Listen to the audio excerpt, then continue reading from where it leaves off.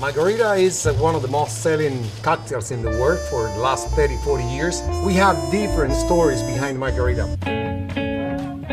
Nobody really knows, and there's plenty of stories. I've heard lots of them. The margarita opens itself up to a lot of different interpretations. Some say this is true, and some say that's true. There's various histories of the margarita. It's a cocktail with a lot of history. I don't know if it was even invented in Mexico. There's also the version of, I believe her name was Margarita.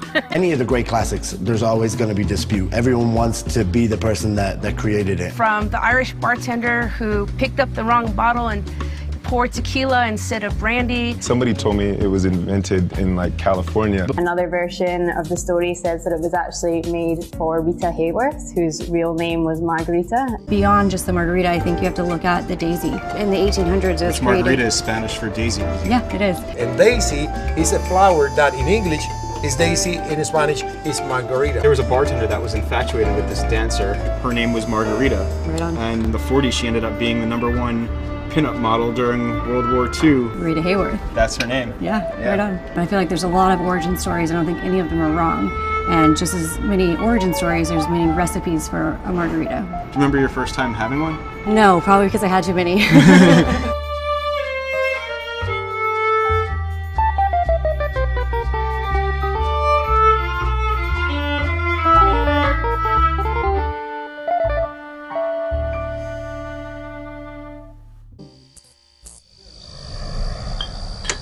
It was a stifling afternoon in 1938, and a famous showgirl entered Don Carlos' bar.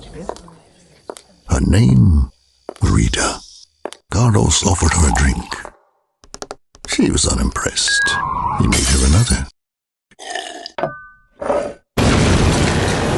Undeterred, Carlos then did what he did best and created her an extraordinary cocktail.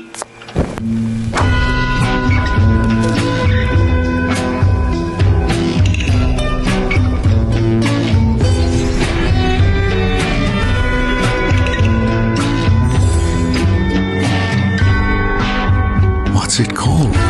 She asked. Carlos looked deep into Rita's eyes. The Margarita, whispered the Don, and a legend was born. The heat is on, the heat is on. You better not get near my lips tonight. I've got a kiss like a flame. And if you touch my lips, you might ignite, and you would have yourself to blame.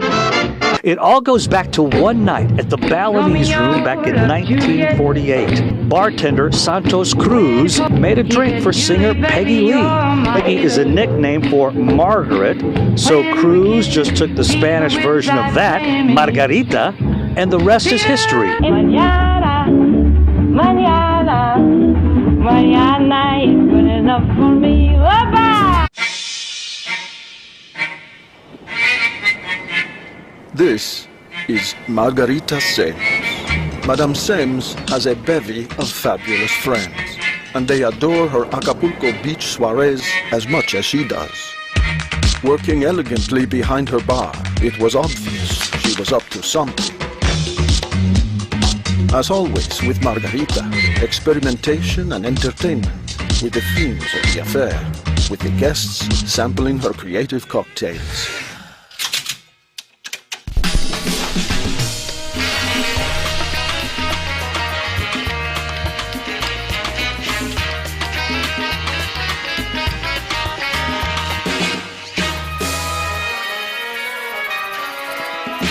As the night wore on, there was one clear standout, other than Margarita herself.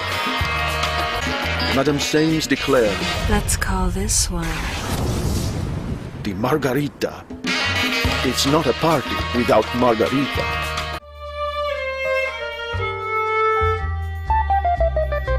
The goal is to change the way that people look at theater, taking the proscenium away from the theater and bringing it to a space, changing the environment, changing the behavior, how characters play with the audience, and immersing them into this full-on without having the actor be so far away from you. You're up in front, you're actually with the actor, you become part of the space, part of the experience, and everyone's experiencing it together.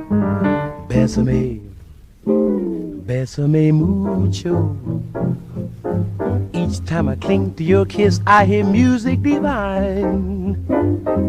Bésame mucho. Hold me, my darling, and say that you'll always be mine.